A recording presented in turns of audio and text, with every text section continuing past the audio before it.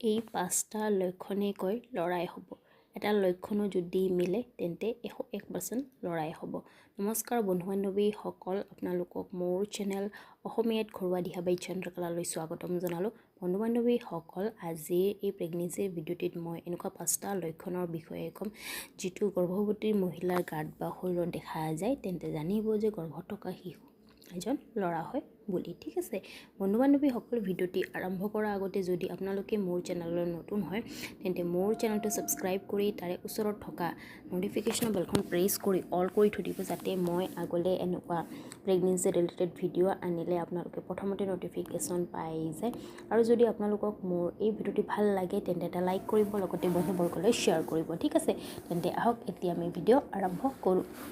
বন্ধু বান্ধৱীসকল, কি হয় যেতিয়া এজনী মহিলাই গৰ্ভধাৰণ কৰে তাৰপিছত কি হয়, গৰ্ভৱতী মহিলা জনাৰ উৎসুকতা থাকে যে তেওঁৰ গৰ্ভত থকা শিশু কি হয়, ল'ৰা হয়নে ছোৱালী হয়। লগতে তেওঁৰ পৰিয়ালবৰ্গ জনাৰ উৎসুকতা থাকে যে গৰ্ভৱতী মহিলাৰ গৰ্ভত থকা শিশু কি হয়, ল'ৰা হয়নে ছোৱালী হয়। এনেতে তেওঁলোকে বিভিন্ন ধৰণৰ উপায় কৰি থাকে বা লক্ষণৰ দ্বাৰা জানিব বিচাৰে যে গৰ্ভৱতী মহিলাৰ গৰ্ভত থকা শিশু কি হয়, ল'ৰা হয়নে ছোৱালী হয়। আৰু বন্ধু বান্ধৱীসকল, যেতিয়া এজনী মহিলাই গৰ্ভধাৰণ কৰে তাৰপিছত কি হয়, গৰ্ভৱতী মহিলাৰ শৰীৰত হৰমনৰ বহুত পৰিৱৰ্তন দেখা যায়, যাৰ বাবে এজনী গৰ্ভৱতী মহিলাৰ শাৰীৰিকভাৱে আৰু মানসিকভাৱেও বহুত সমস্যা থাকে।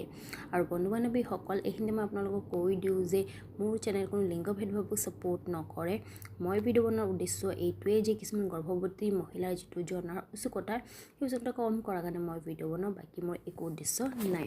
আৰু বন্ধু বান্ধৱীসকল চাওক, কোনো লক্ষণে 100% সঠিক নহয়, আপোনালোকে 80% বা 90%হে গেছ কৰিব পাৰে। ঠিক আছে, তেন্তে আহক এতিয়া আমি জানো গৰ্ভত ল'ৰা হোৱাৰ পাঁচটা লক্ষণৰ বিষয়ে। প্ৰথম লক্ষণটো হ'ল গৰ্ভৱতী মহিলাৰ পেটৰ আকাৰ। গৰ্ভাৱস্থাৰ সময়ছোৱাত যদি এজনী গৰ্ভৱতী মহিলাৰ পেটৰ আকাৰ 6-7-8 মাহত যদি গোল নহয়, চেপেটা তললৈ ওলমি পৰিছে, তেন্তে জানিব যে এইটো এটা গৰ্ভত ল'ৰা সন্তান থকাৰে লক্ষণ হয় বুলি। দ্বিতীয় লক্ষণটো হ'ল চেহেৰাত পৰিৱৰ্তন, চেহেৰা কলা পৰা লগতে শালমইনা সমস্যা হোৱা। তৃতীয় লক্ষণটো হ'ল ভৰিৰ বিষ। গৰ্ভাৱস্থাৰ সময়ছোৱাত যদি এজনী গৰ্ভৱতী মহিলাৰ ভৰিত বিষ থাকে তেন্তেও জানিব যে এইটো এটা গৰ্ভত ল'ৰা সন্তান থকাৰে লক্ষণ হয় বুলি। চতুৰ্থ লক্ষণটো হ'ল ওজন তীব্ৰভাৱে বঢ়া। গৰ্ভাৱস্থাৰ সময়ছোৱাত যদি এজনী গৰ্ভৱতী মহিলাৰ ওজন খুব তীব্ৰভাৱে বাঢ়ি আছে তেন্তেও জানিব যে এইটো এটা গৰ্ভত ল'ৰা সন্তান থকাৰে লক্ষণ হয় বুলি। পঞ্চম লক্ষণটো হ'ল ভোক বেছি লগা। গৰ্ভাৱস্থাৰ সময়ছোৱাত যদি এজনী গৰ্ভৱতী মহিলাৰ খুব বেছি ভোক লাগে তেন্তেও জানিব যে এইটো এটা গৰ্ভত ল'ৰা সন্তান থকাৰে লক্ষণ হয় বুলি।